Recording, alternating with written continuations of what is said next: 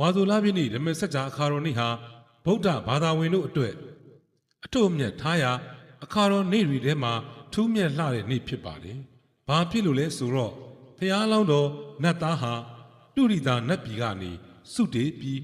လူပြည်မျက်စိမှဒေသရှိတက္ကရာတိုင်းကပ္ပိလဝတ်ပြည့်ရှင်ဘရင်တုတ်တော်ဒနရဲ့မိဖုရားကြီးတီရိမဟာဒေဝီရဲ့ဝမ်းကြာတိုက်၌မဟာတက္ကရာ68ခုဝါဆိုလပြည့်ကြာတာပတိနေ့ညတန်းကောင်ရန်အချိန်မှစပြီးပရိသေတွေနေတော်မူတဲ့အပြင်ဖျားလောင်းတော်တိတ်တထမင်းသားဟာတက်တော်29နှစ်အရောက်သူ့ကိုသူနာသူသည်ယဟန်ဆိုတဲ့နမိတ်ကြီးလေးပါးကိုတွေ့မြင်ပြီးတန်ဝေကရကတောထွက်တော်မူတာဟာလဲမဟာတက္ကရာ68ခုနှစ်ဝါဆိုလပြည့်နေ့မှာပဲဖြစ်ပါတယ်။အဲ့ဒါအပြင်လောကသုံးပါးရဲ့အထွတ်ထိပ်တပ်ပြည်ညုတဗုဒ္ဓအဖြစ်ရောက်တော်မူပြီးတဲ့နောက်ဖျားပွင့်တော်မူရာဘောဓိပင်မထတော်မူလျက်18ယူဇနာအကွာရှိမိဂရာဟုံတော်သူကြွတော်မူပြီးလျင်ပြင်စဝဂီ9ဦးကိုအမှုထားလျက်စัจ java လာတိုက်တောင်းမှစုဝေးရောက်ရှိလာတဲ့နတ်မြမာတို့ကိုတရားဥဓမ္မစัจ जाတရားတော်ဟောကြားတော်မူခဲ့တာဟာလဲမဟာတက္ကရာ103ခုနှစ်ဝါဆိုလပြည့်စနေနေ့ညဦးအခါမှာပဲဖြစ်ပါတယ်။အဲ့ဒါနဲ့မကတောင်ဝိထိပြီးတရက်ဖြူပင်ရင်မှာတိတ်တိတို့ရဲ့ရန်ကိုအောင်မြင်လျက်တကုတ်ဗျာရိတ်ဟာပြတဲ့နေ့ဟာလဲဝါဆိုလပြည့်နေ့ပဲဖြစ်ပါတယ်။မြတ်စွာဘုရားဟာတပ်ပြည်ညုဗုဒ္ဓဘုရားရှင်ဖြစ်ပြီးတဲ့နောက်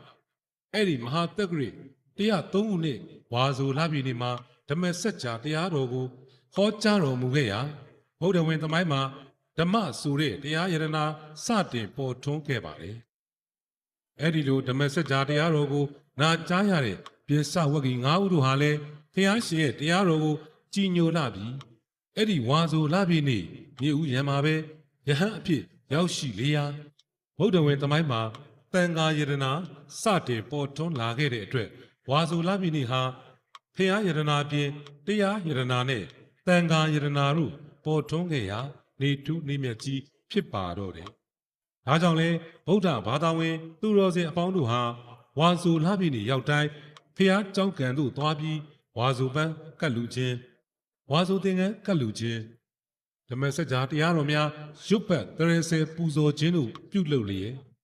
ဝါဆိုလပြည့်ဓမ္မစัจ जाအခါတော်နေ့မှာကောင်းမှုကုသိုလ်တို့ပြုလုပ်လေ့ရှိကြပါတယ်။အဲ့ဒါအပြင်ထူးခြားတာကဘုရားရှင်ရဲ့ပြည့်ညတ်ချက်အရာယဟန်တန်ဃာတော်တို့ဟာဝါဆိုလပြည့်နေ့ကစပြီးသတင်းကြိုလပြည့်နေ့အထိဝါရင်း3လပတ်လုံး